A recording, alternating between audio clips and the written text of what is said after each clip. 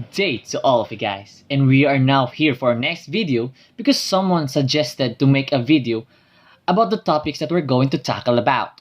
So don't forget to like and subscribe, and you can also turn on notifications or hit the bell button for more content. Stay tuned! Today, we're going to discuss about the powers of international organization. So what is international organization? International organizations refers to the international intergovernmental organizations or groups that are primarily made up of member states.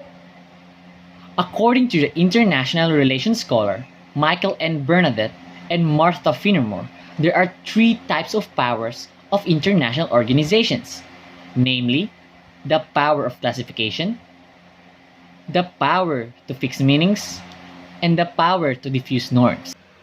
Firstly, the power of classification.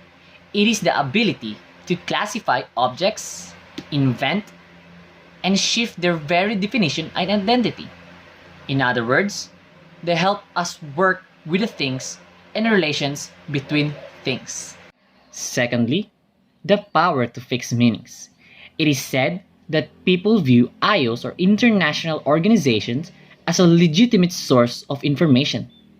As such, the meaning that they create have effects on various policies. Like the definition of security as not just the safety from military violence, but safety from environmental, economic, and political harm. Lastly, the power to diffuse norms. IOs exercise a third type of power by spreading and enforcing global values and norms.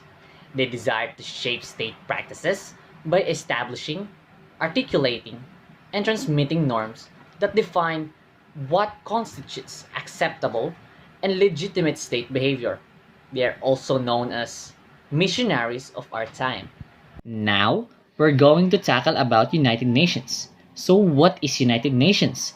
United Nations is an international governing body formed in 1945 to increase political and economic cooperation from its member countries. And there are 5 organs of the United Nations that we're going to discuss about. First, the General Assembly or GA. It is the main deliberative organ of the United Nations. It comprises of all member states, currently at 193. It is also the one who makes decisions when it comes to international peace and security, admitting new member states, and UN budget are decided by the 2/3 of majority. Second, the Security Council or SC. It has the primary responsibility under the UN Charter to maintain international peace and security. They are also the ones who determine threats to peace or acts of aggression and resolve it through peaceful or forceful means. Third, the Economic and Social Council or ECOSOC. ECOSOC comprises of 54 members that serve a 3-year term. It is also known as the UN's Central Platform on Discussions on Sustainable Development. Fourth, the International Court of Justice or ICJ.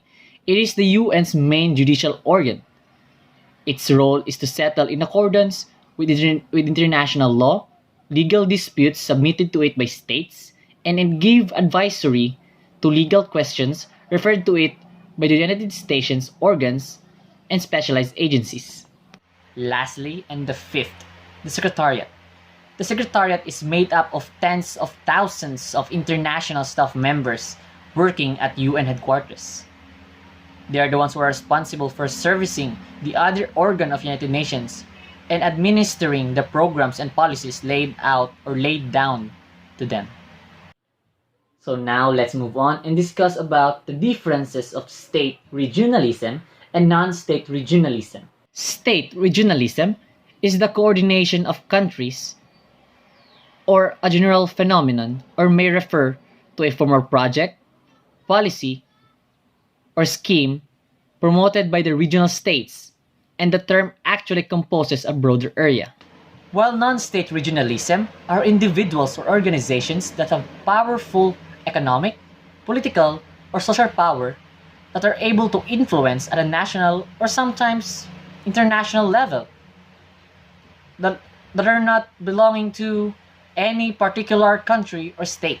So for the last topic, we're going to discuss individually and comprehensively, including the reasons of the following, namely OPEC, NAM, NATO, and ASEAN. Or North Atlantic Treaty Organization was established on April 4, 1949 by the means of military defense. Moreover, it is also to guarantee freedom and the unity of its members through political and military means. OPEC, or the Organization of the Petroleum Exporting Countries, is a group of 14 of the world's major oil exporting nations.